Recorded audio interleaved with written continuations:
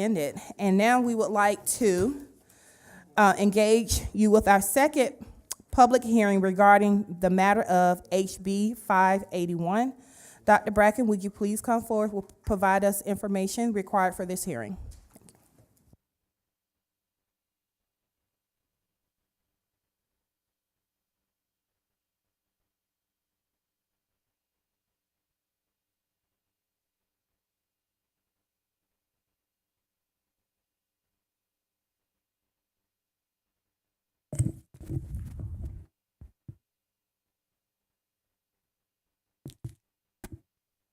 Thank you. All right. Good evening, Board Chair Mitchell, members of the board, Dr. Johnson. So today, this evening, we'll have the second of two public hearings on House Bill 581. This is the statewide homestead exemption, which caps property value increases for homesteaded properties and limits revenue growth to the prior year's consumer price index or inflationary rate. It impacts our school funding since the school district is heavily reliant on property taxes. About 75% of our revenue comes from property taxes. It will affect the availability of resources and programs in schools. The bill does include an opt-out provision, and this evening we'll be recommending that the board opt out of House Bill 581. The average revenue loss would be between $20 and $30 million in the first year and compounds annually. The large decrease in revenue would significantly impact our students, faculty, and staff. And school funding reductions could directly affect the quality of the programming that we're able to provide. APS is already facing significant budgetary challenges, and opting out of House Bill 581 would further, or opting into would further exacerbate these. The district is trying to reduce our reliance on fund balance, and for that, we need access to recurring local revenue streams. We will have one more public hearing on this on February 10th at 10 a.m., at which point we'll be asking the board to take a vote on that. And just as a note, so our history on the tax supports, we've increased the homestead exemption from $30,000 to $50,000. Ran that for 2 years and then removed a sunset provision locking that homestead in place. We have a history of working with local legislators on options for tax relief, including a senior homestead exemption that would increase that to $100,000. We lowered the millage rate in 2018 by 1 mil from 21.74 to 20.74. And in 2022, we lowered it from 20.74 to 20.5. I'll take any questions that you have at this time. Are there any questions, comments, feedback, input? I'm hearing none.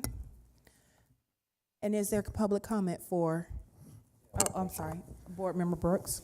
Dr. Bracken, I was just curious as to what the revenue impact was from the 2-year tax homestead exemption that we had in place, and if we were to in the future consider those, kind of impact would we be looking at if we try to offer that form of relief for homeowners? Sure. So that we actually did remove the sunset. So the initial bill had it built in between $30,000 and $50,000. That ran for 2 years, and then we worked with legislators again to remove the sunset provision. So it is in currently at $50,000. Thank you. And did you say that there was a consideration to go to 100,000 or? For seniors, there is a legislation that passed last session for $100,000 for those that are 65 and over. It would increase the homestead exemption by that amount, and it should be on the ballot in either March or November. And that's not something we could unilaterally as a board decide to do? So it's already passed the legislative session and would just need to go to referendum for the public to take action on. And then that would be in effect in the next budget cycle. But I'm asking, like, is it something that we can do without legislation? No, we don't. We can set the millage. That's what we do. Thank you. Mm-hmm. And is there public comment for the hearing? Madam Chair, we do not have any public comments. Okay. Well, that ends our public hearing for HB 581. Now we will resume with our regular scheduled board meeting. At this time, we are excited to have a performance by Sutton Middle School Chorus.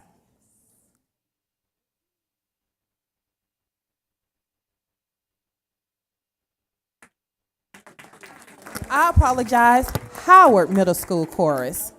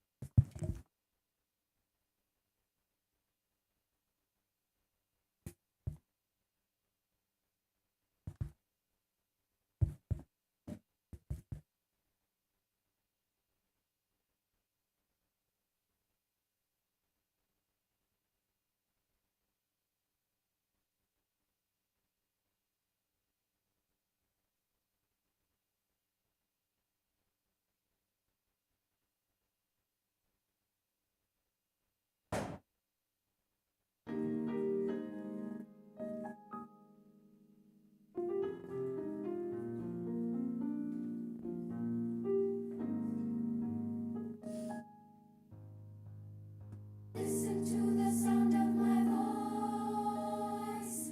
Can you feel the beat of my heart? Listen to the questions I have. Listen to me.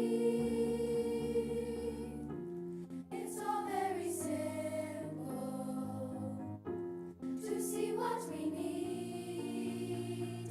Give us hope. My voice is calling. Can you see? Look in my eyes. Can you feel? My hand is reaching. Give us hope and we'll show you the way. Listen to the sound of my voice calling. Can you feel the beat of my heart sounding? Listen to the questions I have. Listen to me. We are the future. Help us believe. Give us hope. My voice is calling. Can you see? Look in my eyes. Can you feel? My hand is reaching. Give us hope and we'll show you the way. Take my hand, now look in my eyes. Tell me what you see. Give us hope. My voice is calling. Can you see? Look in my eyes. Can you feel? My hand is reaching. Give us hope and we'll show you the way. Give us hope. My voice is calling. Can you see? Look in my eyes. Can you feel? My hand is reaching. Give us hope and we'll show you the way. Show you the way. My voice is calling. Show you the way. My voice is calling. Show you the way.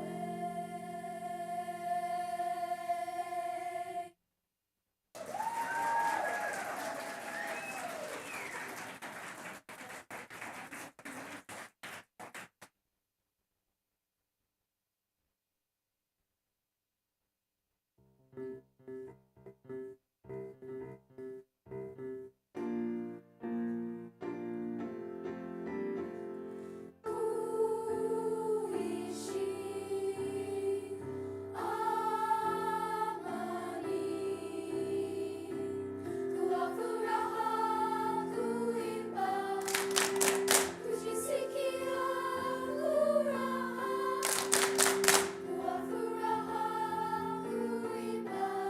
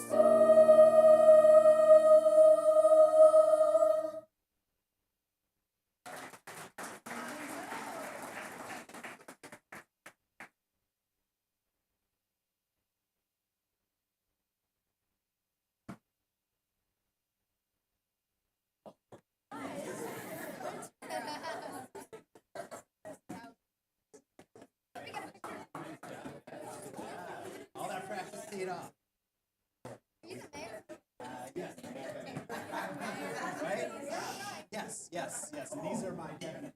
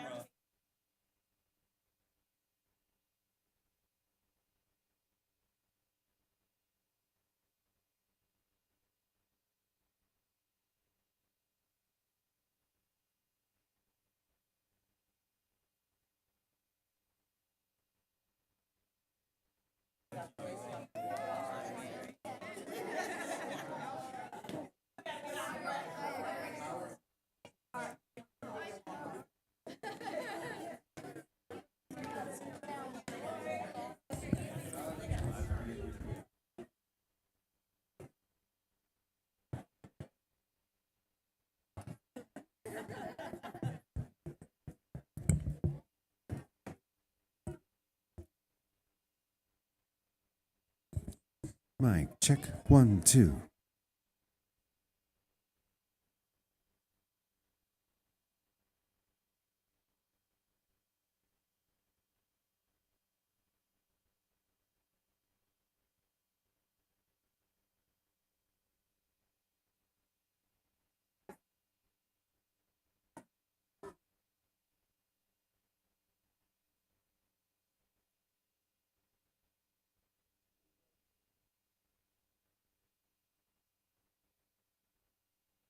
Oh, I'm not on. Thank you for that great performance by Howard Middle School. Correction. At this time, we have a special recognition presented by Board Member Katie Howard. Ms. Howard will recognize Dina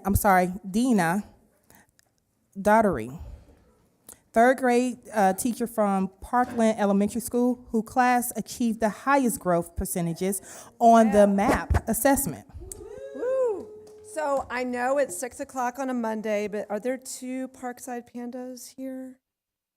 Yes, no? I heard 2 would be here, but if they're not, we will recognize them and we will get their certificates to them later. Ms. Daughtery, are you here? Awesome, come on up, yay! Woo-woo! So, oh, I see them, yes. Come on up, guys. So, as you all know, the district is very focused on literacy. Yes, we have a crew. Thank you, guys. Come on up, come on up, come on up.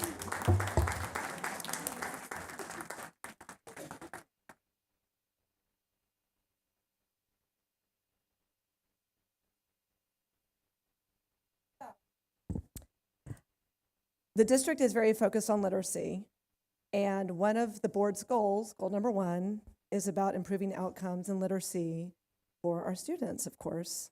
So I asked, how can we recognize the ones doing all the hard work, which is who? You guys, and of course, Ms. Daughtery leading you.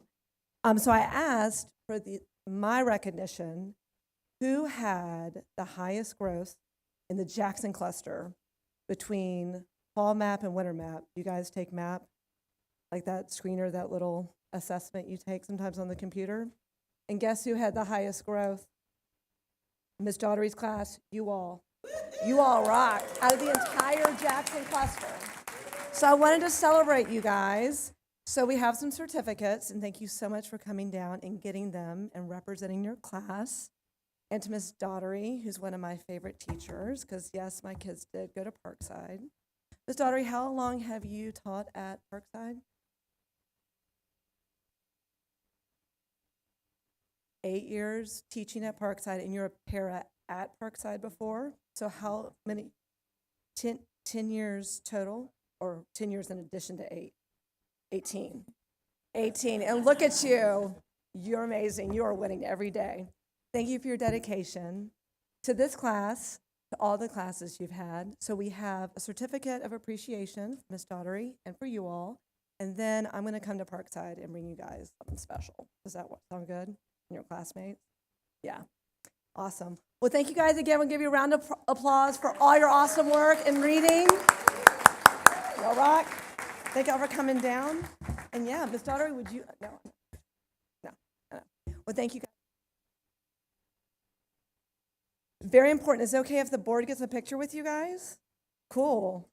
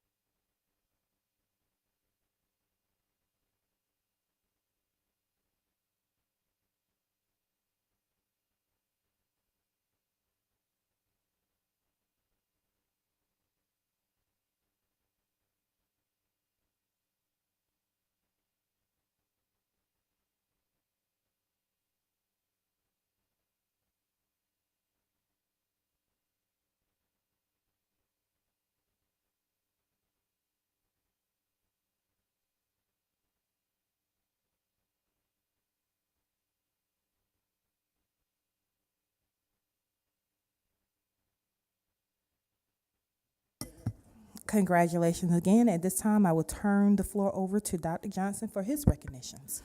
All right, good evening. Thank you all for attending. Always exciting to be able to recognize our amazing students, and want to continue that a little bit. I had an opportunity last couple weeks ago, what was last weekend, to stand in the back of the room with the Posse Scholarship. 11 APS students is getting a full tuition merit-based scholarship awarded by the Posse Foundation to high school students who demonstrate strong leadership, potential, academic ability, and a commitment to diversity, allowing them to attend one of the foundation's partner colleges or universities with full financial support throughout their undergraduate studies. This program focuses on identifying and nurturing future leaders through a unique selection process and comprehensive support system throughout their college experience. So as I call your names, if you just come up, going to Brandeis University, Harmony Curry from Drew Charter. Going to Boston University, Angel Wiley from North Atlanta, and Autumn Green from Drew. Going to George Washington University, Amaya Payne from Drew, and Marion Waller from Midtown. Going to Bard College, Raylan Rivers from Drew, and Tyree Brooks from KIPP, and Danny Coate from Midtown.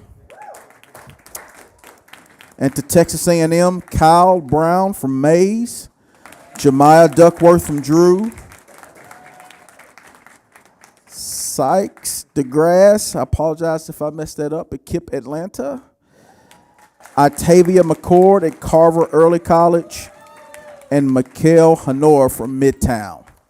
Congratulations to all of these APS students on this tremendous accomplishment.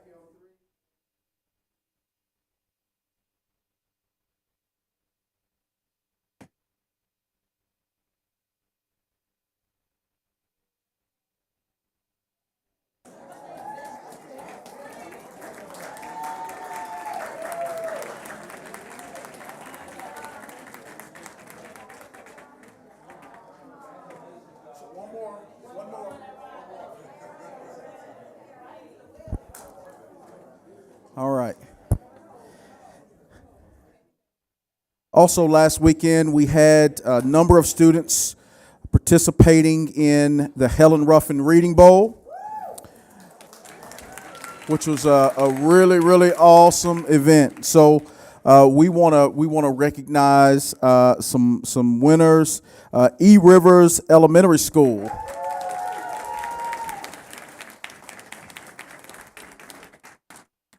If you've never experienced an AP, it was my first experience of an APS Reading Bowl. It's intense.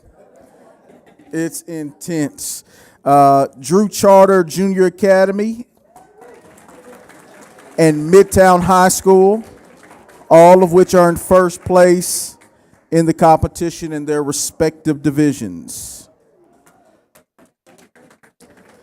And then we'll also recognize the second place of Drew Charter Elementary would come up, Sutton Middle, and Drew Charter Senior High Schools. These are student participants from the first and second place teams in the Helen Ruffin Reading Bowl.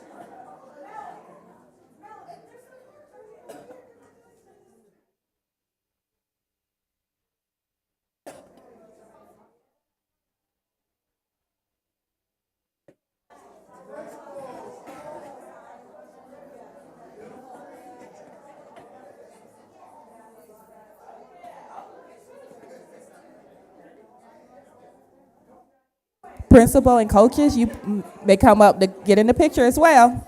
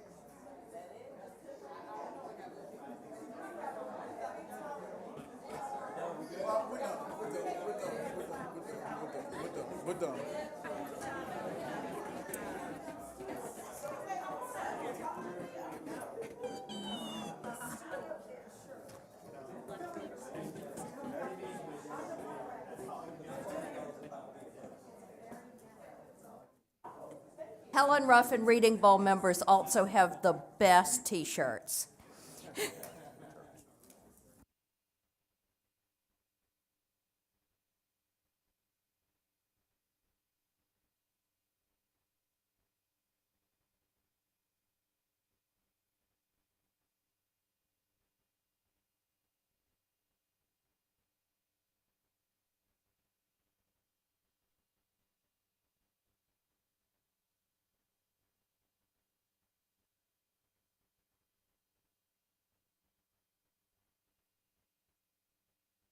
Okay. Now it's time for public comment. Ms. Harrison, would you please read the protocol for public comment? Thank you. Yes, Board Chair. Good evening and welcome to the public comment portion of tonight's agenda. In just a few moments, the board will begin hearing from those who properly signed up to speak by 5:50 p.m. Those who have properly signed up will have received an email confirmation. The board welcomes your comments, but before we get started, please take note of the following guidelines on how public comment is conducted.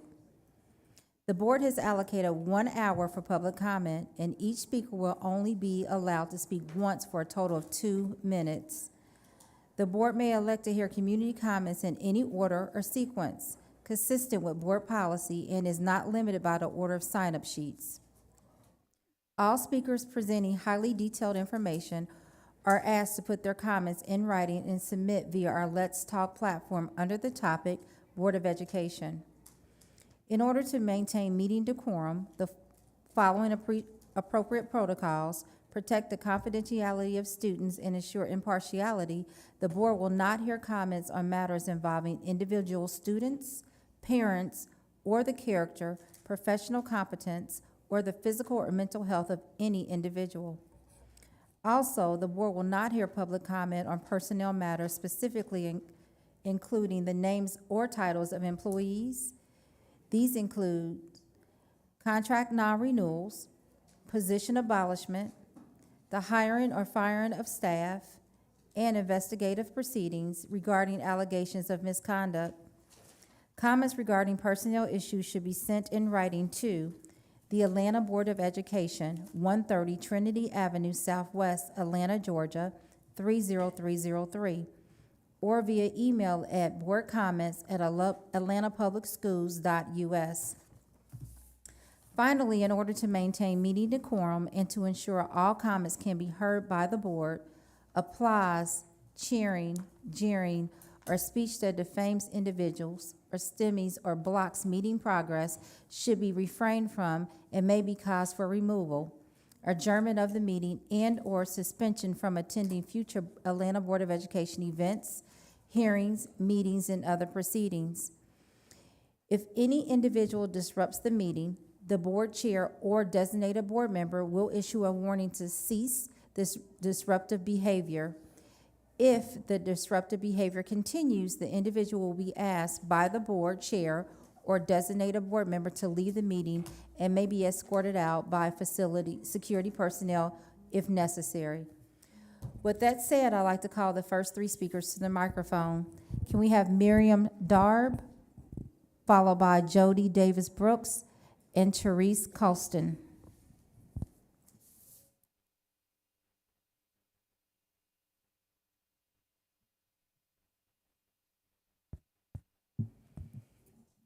Good evening, members of the board and community members.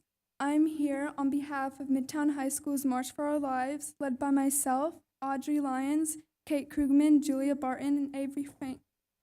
Today, we'd like to introduce an initiative that we believe is crucial to the safety of students across Atlanta Public Schools. We are advocating for a district-wide gun storage safety pledge, an effort to encourage parents and guardians to securely store their firearms and prevent unauthorized access. Gun violence is the leading cause of death for children and teens in the U.S., and unsecured firearms play a major role in tragedies like accidental shootings, youth suicide, and school threats. Safe storage, keeping guns locked, unloaded, and separate from ammunition reduces these risks and saves lives. Our pledge is simple. It asks parents to commit to these safe storage practices, ensuring that no child has unsupervised access to a firearm. We hope to distribute this pledge district-wide using a virtual format with a QR code for easy access. Additionally, we want to work with PTAs, school leaders, and community partners to spread awareness and provide resources. They're asking for the board's support in sharing this pledge with APS families, helping to make gun safety a priority. By working together, we can take a proactive step in protecting our schools, our students, and our communities. Thank you. Thank you, Ms. Darb. Can we have Jody Davis Brooks?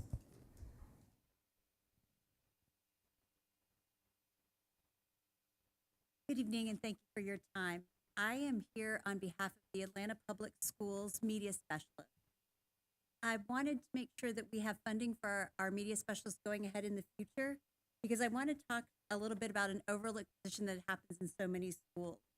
The media specialist is more than just the person that checks out books. Have many jobs. I know for a fact that half of my day is spent being a therapist, either to students, teachers, or anybody else that comes to the media center, because they share their thoughts and ideas with me, their concerns and their fears. As you can see with our Helen Riffick and our Reading Bowl contestants, our cluster of North Atlanta definitely puts together a bunch of readers, but not in my media center. We don't just read, we have a puzzle area. We have a place where kids can come just take a breath when they need support, when they need help.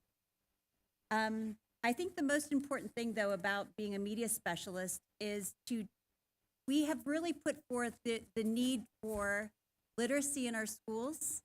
And I think as media specialists, we not only just impact one student at a time, but we also help teachers and the school as a whole. So I just want you to really consider the importance of a media specialist in a school, and know that we are working every day to make sure kids have success, and we give a strong place where they can think, explore, and grow. Thank you. Hold up right quick, we didn't.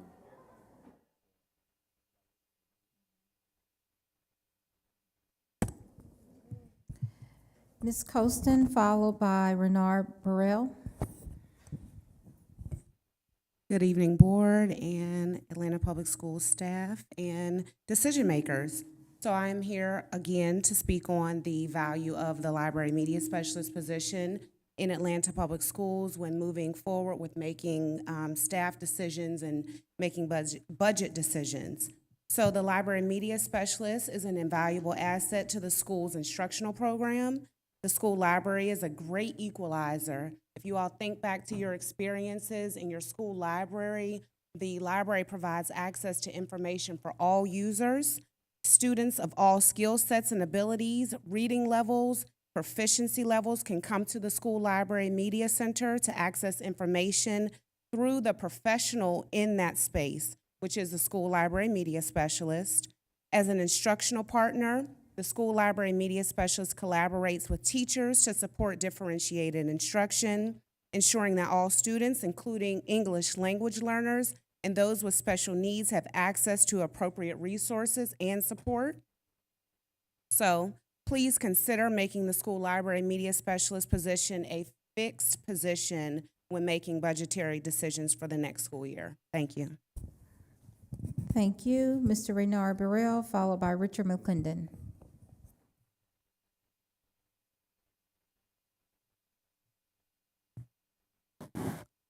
I'm Renard Burrell with the Federation of Public Service Employees.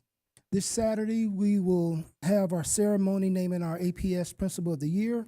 Our 5 finalists are Dr. Christina Rogers, Ms. Kimberly Gibbs, Dr. Tiffany Franklin, Ms. Melissa St. Joy, and Ms. Carla McCall-McCoo. We look forward to your presence and participation. Not so long ago, this board and its previous superintendent mandated that each of our APS campuses prioritize reading and literacy and required each school to have a certified librarian and quality library media center. It's ironic, though not surprising, that some of the most underperforming schools sought to cut corners and fill certified librarian media specialists with paraprofessionals or to have teachers double as librarians. There is an undeniable correlation between fostering a love of reading, enhancing comprehension, and having a certified media specialist. The district's literacy policies emphasize the adoption of evidence-based curricula to improve students' performance. Research indicates that schools with certified library media specialists see higher quality literacy rates and improve academic outcomes. Flexibility and autonomy should not be buzzwords to undo what the board's recent policy did, ensuring every student had the benefit of a certified librarian. There is a value and a place for flexibility, but not at the expense of literacy and not on the backs of our students. We will be following up with our superintendent and board members to share more detailed concerns. Thank you. Thank you. Richard McClendon, followed by Franchelle Baines.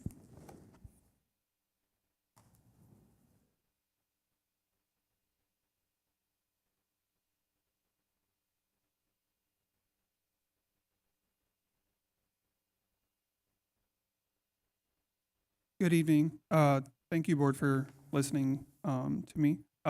With House Bill 581, I've spoken to some of you guys, so I appreciate it. Over 313,000 people voted for it in Fulton County. As Democrats, we love to say in one breath that every vote counts and we value the voting process, but in the very next breath, allow acts like this board is contemplating in which we ignore the will of the people. Those people who took their time out of their busy schedules to go vote at the ballot box said that the days of the huge jumps in our property taxes are over. Yet y'all are contemplating overriding the will of 313,000 people, and yet we as Democrats, myself included, wonder why the results were the way they were this past election. It all starts locally. If you can't expect your local leaders to respect us and what we decide on, how can you expect those same voters to show up at the polls next election? But let's say you all do decide to ignore the will of the people. We would at least expect this administration to work with us and legislators on a cap that is feasible and amenable to APS. Not do what I have been hearing from people at the Capitol this past week, which is that APS wants no cap of any kind, when last year they were open to a 5% cap in certain zip codes, AKA House Bill 1022. This is not acceptable to us. That runs the danger of APS being left out of the conversation and a solution that isn't as amenable to APS when we are willing and very flexible to working with your administration. I am cautiously optimistic that this isn't the case because your administration has agreed to work with me and the community on a solution to the problems that both sides can agree to. And this board's commitment and ask after today, I would hope that the board's commitment and ask after today is for the administration to do just that and not take the position that no cap is allowed, because the group of neighborhoods I am a part of are asking and pleading that this board that represents us does something about it. Am I done, or am I allowed to finish? That is your time. Okay. Thank you. Thank you. Franchelle Baines, followed by Nicole Taylor. Good day, everyone. I am Fran Baines from South Atlanta High School. I'm the current media specialist, and I am grateful for this opportunity to speak upon why it is absolutely imperative we keep certified media specialists for each of our APS campuses. There are 7 quick points that I would like to make. Number 1, information literacy. Media specialists play a key role in teaching students how to locate, evaluate, and use information effectively. They equip students with essential skills to navigate the vast resources available in the digital age, fostering critical thinking and informed decision-making. Number 2, resource management. Media specialists curate and manage a diverse range of resources, including books, ebooks, databases, and multimedia materials. They ensure that students and staff have access to current and relevant information that supports the curriculum and individual learning interests. Number 3, collaboration with educators. Media specialists collaborate with teachers to integrate technology and media into the classroom. They assist in designing lesson plans that incorporate research skills and digital resources, enhancing the educational experience for students. Number 4, technology integration. As technology evolves, media specialists are at the forefront of integrating new tools and platforms into the learning environment. They provide training and support to both students and teachers on the effective use of technology for research, presentations, and projects. Number 5, promoting a love of reading. Media specialists encourage a culture of reading by promoting books, hosting reading programs, and organizing author visits. They help students discover new genres and authors, fostering a lifelong love of learning. Number 6, a safe learning environment. Media specialists create a welcoming and safe space for students to explore ideas, collaborate with peers, and engage in independent study. They are often a trusted resource for students seeking guidance or support. And lastly, supporting diverse learners. Media specialists recognize the diverse needs of learners and provide resources that reflect various cultures, perspectives, and learning styles. They advocate for inclusivity and ensure that all students have access to materials that resonate with their experiences. In conclusion, the role of a media specialist is vital to the academic success and personal growth of students. By fostering important literacy, promoting collaboration, and creating engaging and learning environments, media specialists empower students to thrive in an increasingly complex world. Thank you. Thank you. Nicole Taylor, followed by Tamika Baker. Hello, Board. Thank you for your time and dedication to the students of Atlanta Public Schools. Today, I'm here to advocate for the indispensable role of a school library media specialist, the role they play in advancing student achievement and ensuring equitable access to resources within our district. 2 clear points: test scores, 3rd through 8th grade, and then cost money. APS has a goal to increase the percentage of students in grade 3 through 8 scoring proficient or above in reading from 36.8% in August 2019 to 47% by August 2026. So our job as school library media specialists are very pivotal in achieving this target by providing specialized literacy instruction, fostering a love for reading, and offering resources that complement classroom learning. We support teachers and the test scores. Also, in investing in school library media specialists is cost effective. The strategy that leverages existing resources to improve student outcomes. We address literacy development and research skills. Thank you for your time. Thank you. And finally, Ms. Tamika Baker.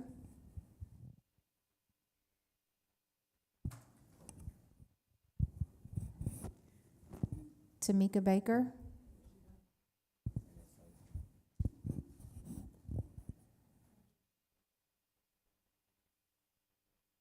Hello, how everyone doing?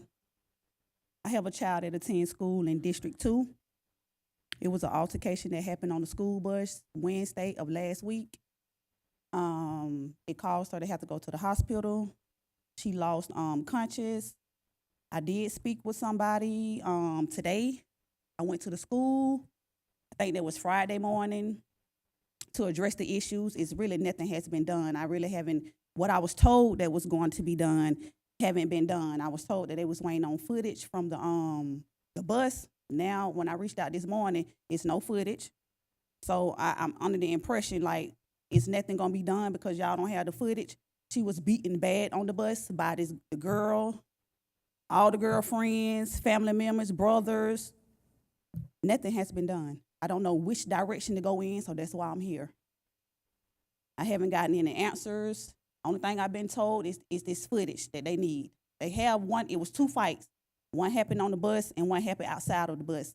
They have the one for the outside of the bus, but how many do you need for you to, hold people accountable for what they did on this bus? So I'm here. With still no answers. Everybody giving me the runaround. I'm getting this, I'm getting that, I'm getting this, I'm getting that. Something has to be done. I'm not sending her back to school until something is done. I'm getting threats. Oh, yes, the other kids know where I stay at. I'm getting threats. My house gonna get shot up. Every time we see this Shamaya, we gonna slap her. We gonna do this. We gonna do that. Something has to be done. I'm tired of running. She ain't been in this school now for 3 weeks. I left from another district due to. Ms. Baker, can I remind you not to mention your child's name I didn't say no name. or any other child's name? I didn't say nobody's name. I said I left the other school district due to something similar. I mean, I'm tired of running. I can't keep running because of other kids want to hold on to things that happened in the past. And Thank you, Ms. Baker. That is your time. Thank you. Madam Chair, that concludes public comment.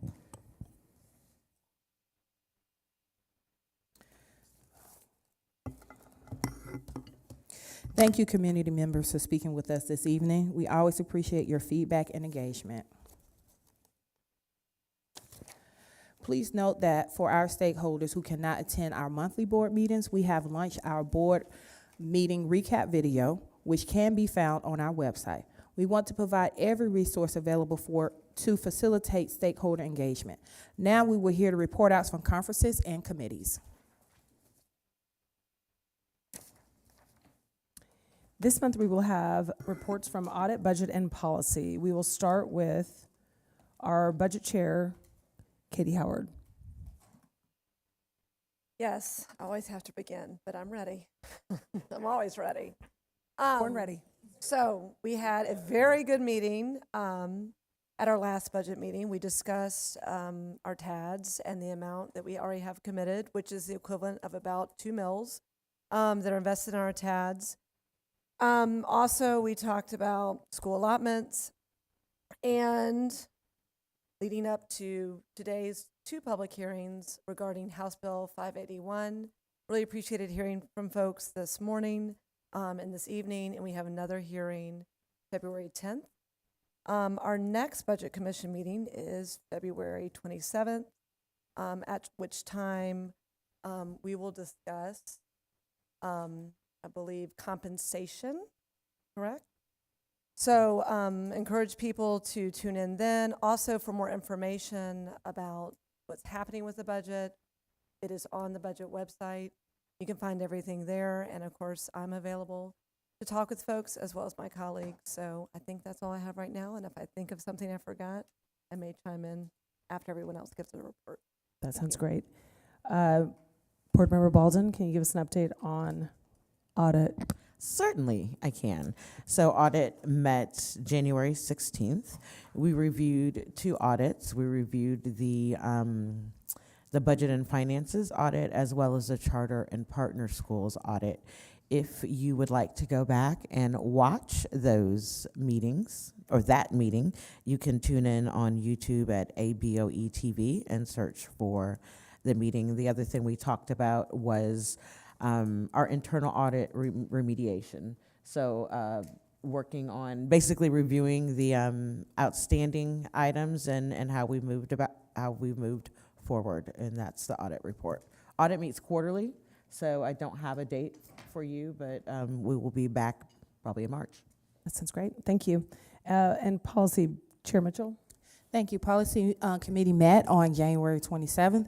Our Policy Review Committee concluded the following discussion on several board policies. The administration will provide a recap on internal work that has been done around student discipline, policy issues, including out-of-school suspension for elementary students, discipline consequences for McKinney-Vento students, and penalties for students being tardy or skipping class. The administration will implement these changes for student code of conduct that will require cluster superintendent to sign off on out-of-school suspension for elementary students greater than 3 days. Okay. Yeah, because that was a lengthy discussion. I mean, it was heated, but we got there. We also discussed information provided by student services related to promotion and retention policy. As a result of this discussion, the committee recommended that the full board tonight have the first reading of the proposed revisions to the policy designed to address issues of student failing multiple grades years behind. Lastly, we reviewed the staff conduct of conflict of interest, the staff conflict of interest policy from neighboring districts to discuss potential updates and revision to our policy. We also heard a primer from the Council of Great City Schools, the importance of engaging in a policy diet, which is in line with our student outcome focused framework that we've been doing as a board. That's all I have for report out for Policy Review Committee. We plan to meet either the second week of February or the fourth week of February, but I will keep you updated. And thank you, Erica Long. We have no conference updates to share, so we can turn it over to Dr. Johnson. Thank you, Madam Vice Chair. I want to briefly recap our work session from earlier today. First presentation was around teaching and learning, an update from Dr. Butler about our current state and some next steps. Second presentation was by Dr. Lisa Bracken, which was a financial update, which is a normal monthly update.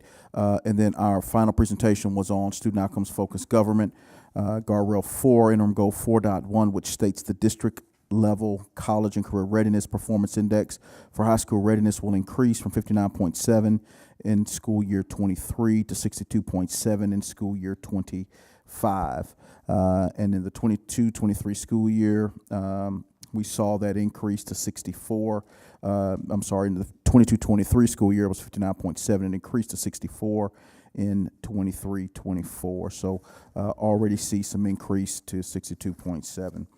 The last thing, a couple things I want to mention here is that APS offers a full-day state and federally funded pre-K program that prepares students to transition to kindergarten. The lottery application opens February 17th through March the 10th. For more information on the application process and eligibility of required documents, you can visit APS Early Learning website. Next, I'd like to just be really clear that we're focused on efficiency and effectiveness at CLL. And in December and January, we had a net reduction of 42 positions. That will net more than $5 million for FY26. Today before you are considering another net reduction of 15 positions, equating to more than $2 million. We are $100 million. That's the reality over budget. If you look at very transparently what's happened in CLL, which are non-support positions, which are school support positions that are not in schools per se, but are school support positions outside of schools. You see an increase of $110 million since 2021. And so we're going to be very laser focused on that. The focus is on obviously schools, but we've got challenges that we need to be really, really clear about and we need to lean into. And it does impact everybody in Atlanta Public Schools because the outcomes have to move. And it's just a right. So 57 roles in total will be considered for abolishment to a tune of $7.197 million. Department heads know that we expect them to, as we start the meetings this week, lean into their budgets, and there'll be additional conversation around that. The last thing I'd like to do, and I believe we've got some tech, a little bit longer than normal comments from me. You all get to know that. But our State of the District is a little bit different this year. So we're going to attack in a little bit different way.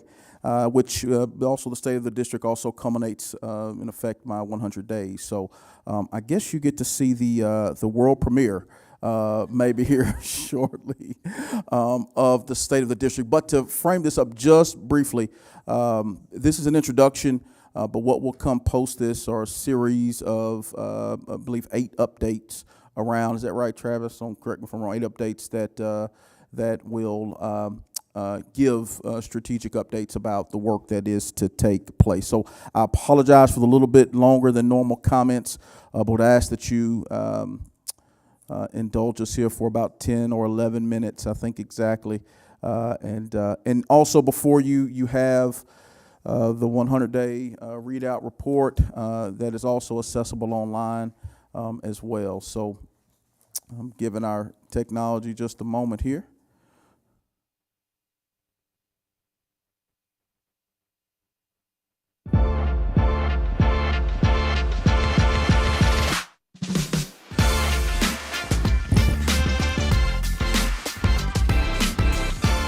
Welcome to the 2025 State of the District. I am Erica Mitchell, Board Chair and District 5 Representative.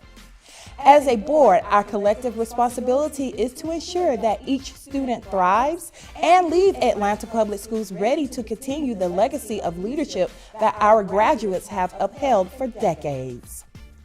From the legacy of civil rights leader, the Reverend Dr. Martin Luther King Jr., the vision of renowned architect John Portman, the leadership of the first African-American mayor of Atlanta, Maynard Jackson, trailblazers including Tuskegee Airman Lewis Johnson, and the epic work of historical author Margaret Mitchell, former Atlanta Public School students have left an indelible mark on Atlanta and the world. For over 150 years, Atlanta Public Schools have served as the cornerstone of education in this city. Since its founding in 1872, with just 3 grammar schools and 2 high schools, the district has grown to a vibrant and diverse community, educating students from a wide array of backgrounds, cultures, and heritages. APS and the Atlanta Board of Education have the resources and talent for our students to achieve greatness. We regularly engage with our school communities to receive feedback from students and community members while supporting our teachers and leaders to work together and set policies that position our district for the success we aspire to achieve. Our board is composed of shared leadership spanning the entire city of Atlanta. Katie Howard, District 1, Aretta Baldwin, District 2, Dr. Ken Zeff, District 3, Vice Chair and District 4 Representative Jennifer McDonald, myself, Erica Mitchell, Board Chair in District 5, our newest board member, Totem Pace, District 6, and our dynamic 3 at-large board members, Alfred Chivy Brooks, at-large seat 7, Cynthia Briscoe Brown, at-large seat 8, and Jessica Johnson, at-large seat 9. In August 2024, the board unanimously selected Dr. Brian Johnson as our new superintendent. We are deeply grateful for his leadership and excited about the work we have already accomplished and the opportunities we have to achieve. Together, we will make Atlanta Public Schools the best urban school district in America. Now, it is my honor to introduce the hardest working man in Atlanta Public Schools, Dr. Brian Johnson. Thank you, Chair Mitchell. I'm humbled to serve as superintendent and for the opportunity to build on Atlanta Public Schools' incredible legacy. I appreciate the board and the work that it does every day to support children. This year's State of the District is a little different, but more on that later. My first 100 days have been focused on listening, learning, and engaging about Atlanta Public Schools with students, parents, teachers, community members, civic leaders, and administrators, all in a concerted effort to discover how we make APS a system that each of us desires and knows it is capable of becoming, to ensure that our children are poised to lead in the years that lie ahead. During these first 100 days, I've been drawn to many of the leaders whose shoulders on which I stand. 2 individuals who particularly stand out are Dr. Alonzo Krim, who's the former superintendent of APS, and Dr. Benjamin Elijah Mays, former Atlanta Board of Education chair and president of Morehouse. These men are giants in education and in the history of Atlanta. In fact, their words and the actions that they lived by inspired our focus for this introduction to the state of the district. Dr. Mays stated that it's not failure, but aiming too low that is life's greatest tragedy. As our district pursues excellence everywhere, we commit to this mantra being the only option for our children. Dr. Krim aimed for children of Atlanta to reach their full potential through what he called a community of believers. This community of believers meant that civic, philanthropic, and education leaders, as well as parents and everyone else, must be engaged in the process of preparing our children for success. In many ways, his tenure as superintendent focused on a back-to-basics approach. The district leaned into professional learning in the areas of reading and math. They focused on elementary curriculum development and what they called alternative education planning, with an emphasis on career preparation. There was intentionality and collaboration between and amongst the schools.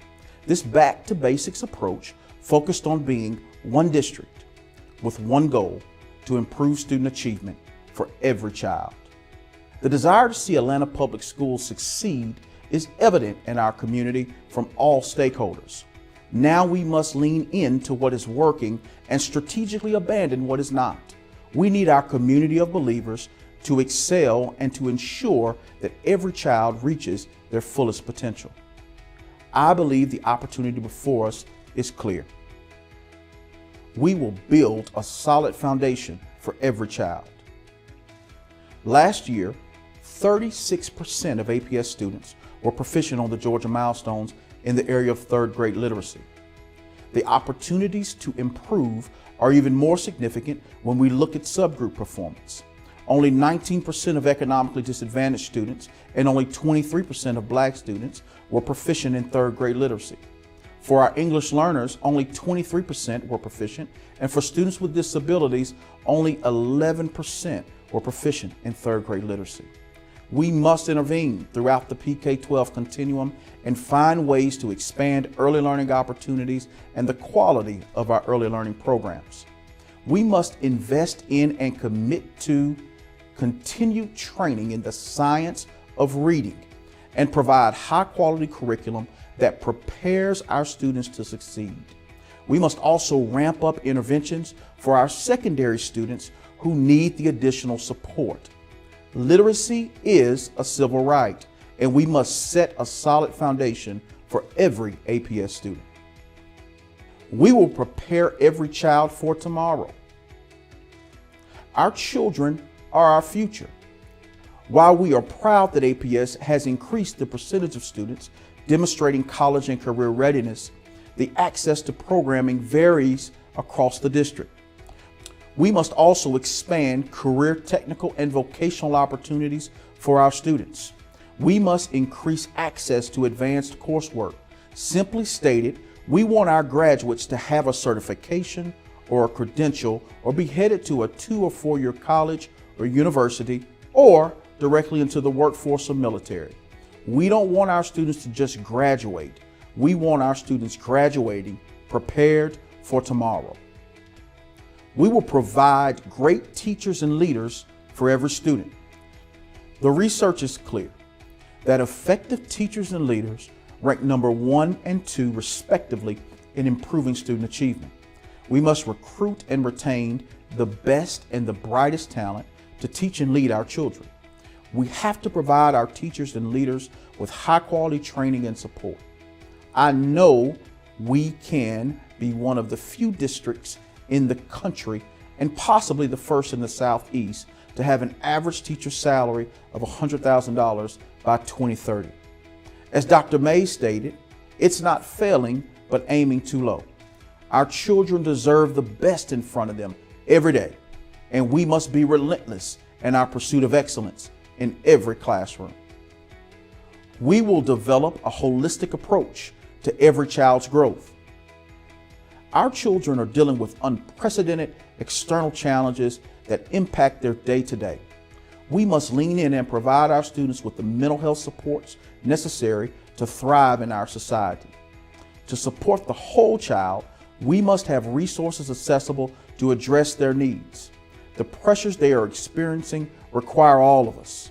We must also have robust extracurricular and before and after as well as summer school activities available. As a father of an APS student, I know firsthand that an engaged child is usually a more successful child. We must look and lean to partners in our community to help us provide targeted out-of-school time activities to support every child's growth. We must do all of this in an efficient and effective way as we work to right-size our school district and our budget. As enrollment has declined over the last decade, our footprint from a capital and personnel standpoint has increased. There are challenging decisions before us, but our community of believers can solve these challenges together. Our goals and work to attain these goals must be clear. Let's all increase expectations for and of ourselves in relation to our children.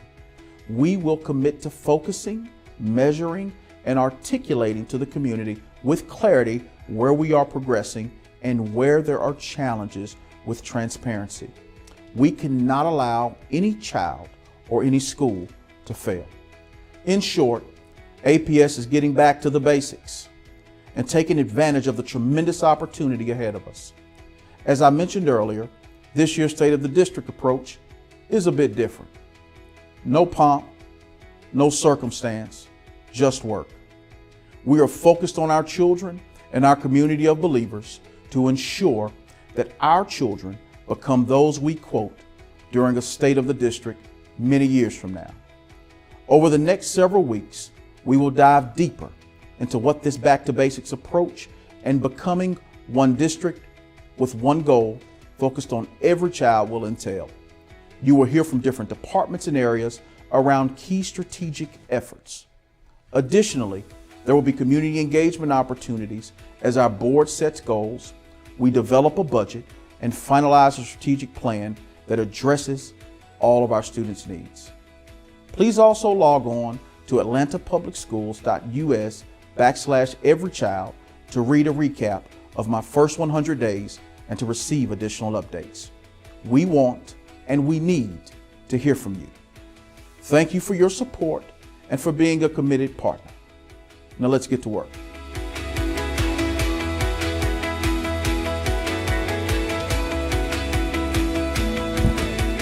So sorry y'all had to look at me for that long. I do want to point out our comms folks and Travis and all department heads, a lot of teamwork there, a little different state of the district. Chair, that concludes my remarks. Well, thank you, Dr. Johnson. That was an incredible video that really highlighted APS teachers, students, the community. It was well representative of who we are as a district, and I just want to say thank you for that vision. And yes, it is a little different, and it's about the work. And I'm grateful for that, so thank you. Would you please present the consent agenda? Thank you, Madam Chair, members of the board. I'm pleased to submit a consent agenda that consists of items number 5.1A through 5.4A for approval. Thank you. I would like to take a moment to have everybody log into Assembly before we continue with the vote. In 1 second. It's going to take 1 to 2 minutes.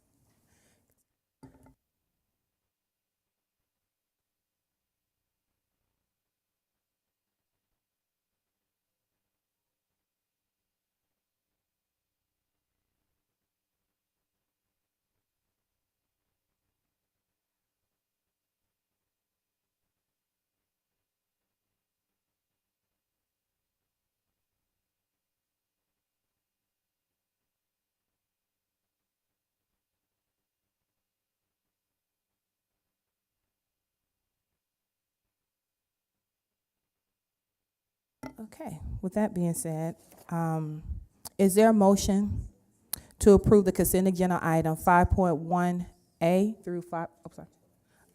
So moved. Okay, you can't get in? Okay. Let me just start over again.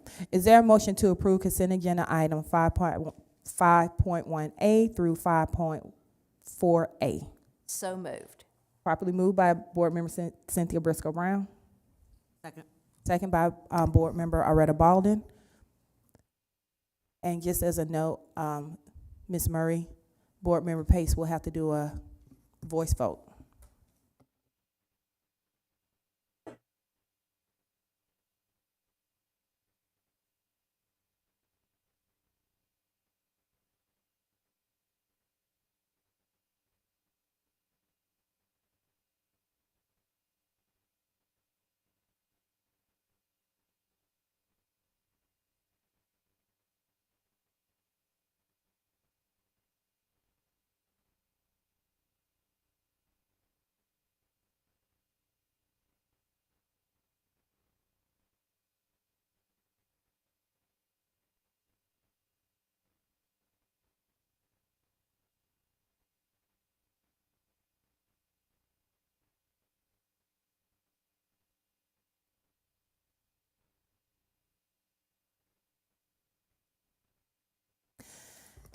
And now we will move to discussion and action. The following items will be discussed.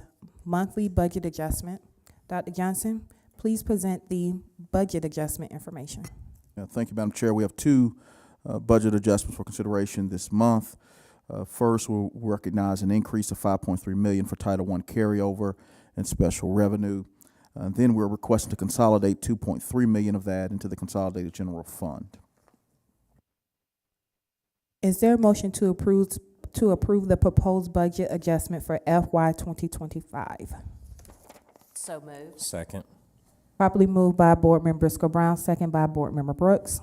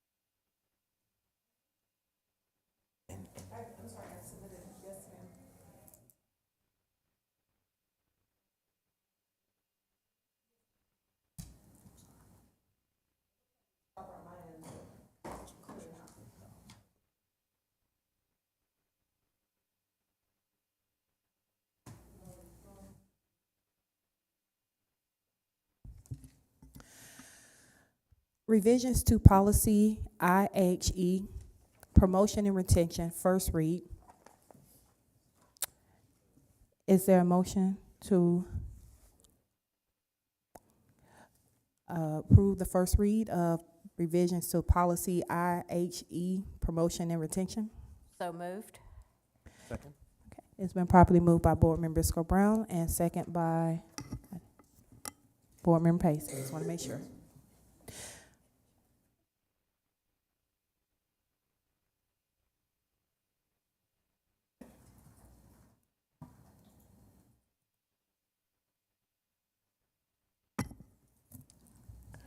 Do you know who had your login?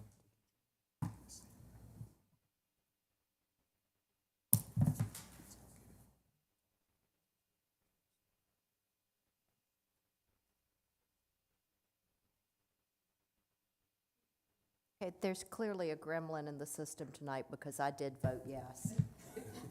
A gremlin. It's Elon Musk. It's Elon.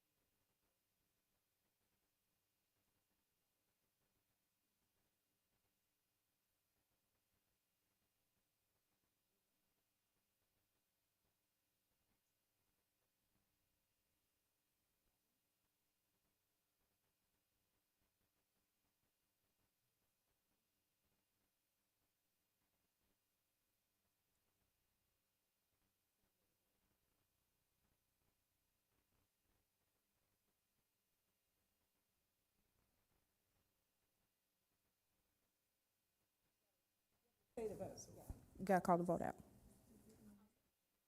What was the vote for that item?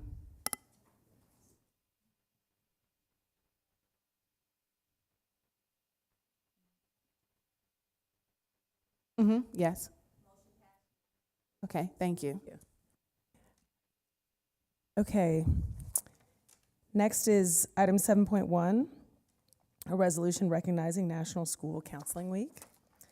Whereas school counselors in Atlanta Public Schools are committed to fostering a positive school climate, supporting students' mental health and well-being, and providing guidance to help them achieve academic success and personal growth, and school counselors work collaboratively with teachers, parents, and administrators to create a safe and supportive environment for students to thrive academically and socially. And now, therefore, be it resolved that the Atlanta Board of Education does hereby declare the week of February 3rd as National School Counseling Week in recognition of the critical role school counselors play in the lives of students, and encourages all members of the community to celebrate and support the work of school counselors in fostering student success. So just behalf on everyone on the board, we are absolutely indebted to the work that our counselors do. These kids would not be in the places that they are without the additional love that our counselors surround them in. So we are incredibly, incredibly grateful as board members and also as people who, most of us have children in the APS school system. I understand we have some counselors here. We would love to invite you up to take a picture with you. I was told there are counselors here, so let's come on up here.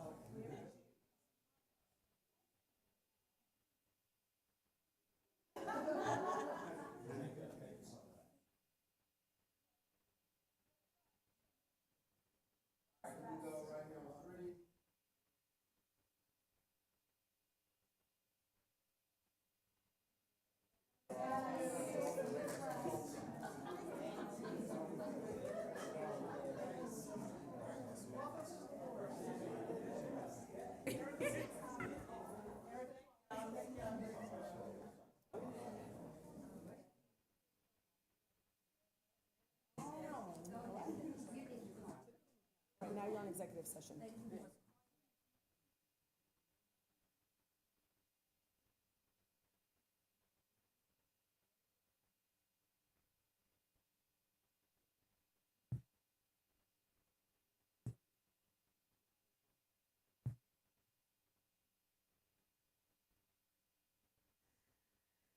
Okay. Now report out from executive session. Madam General Counsel, does the board need to report out from executive session? Yes, Madam Chair, the board needs to take action on 2 items. For the first item, I request a motion that the Atlanta Board of Education reverse the hearing officer's findings of fact and recommendations as discussed in executive session for Student Appeal 2025-03. Is there a motion for Student Appeal 2025-03 for the Atlanta Board of Education to reverse the hearing officer findings of facts and recommendation as discussed in executive session? So moved. Second. Y'all tag teaming over there. Just being efficient. It's a school night. Yes, it is. Well, properly moved by Board Member Cynthia Briscoe Brown and second by Board Member Alfred Shibby Brooks.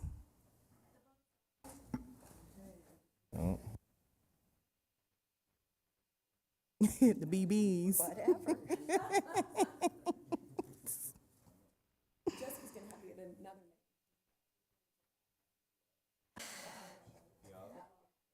Got another name loaded?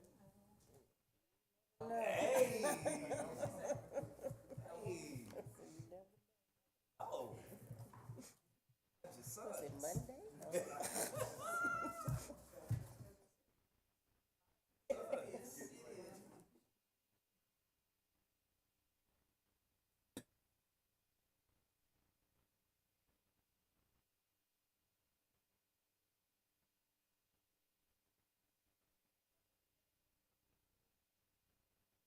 Okay. Thank you.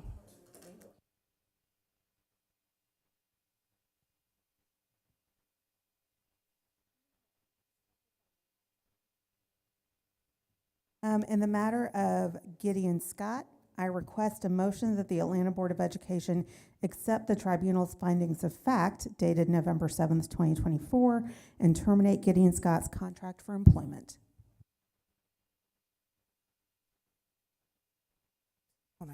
Is there a motion in the matter of G. Scott for the Atlanta Board of Education to accept the tribunal findings and facts dated November 7, 2024, and terminate Gilden Scott contract of employment? So moved. Second. Properly moved by Board Member Briscoe Brown, second by Board Member Brooks. And we got to stand up for the profession. I felt that one.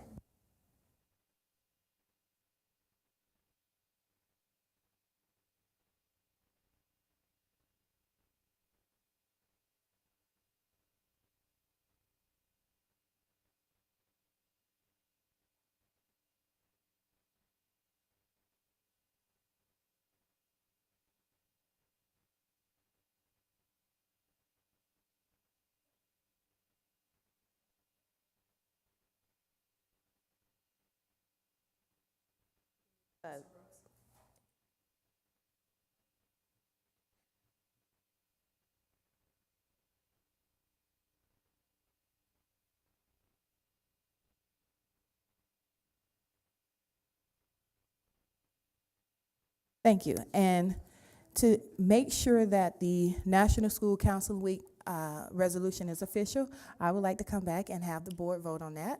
So do I have a motion to approve the 2025 National School Counseling Week So resolution? moved. Second. Uh-oh, we got two new people today. All right. Properly moved by Board Member Jessica Johnson and second with a tie, but it's gonna go to Board Member Pace.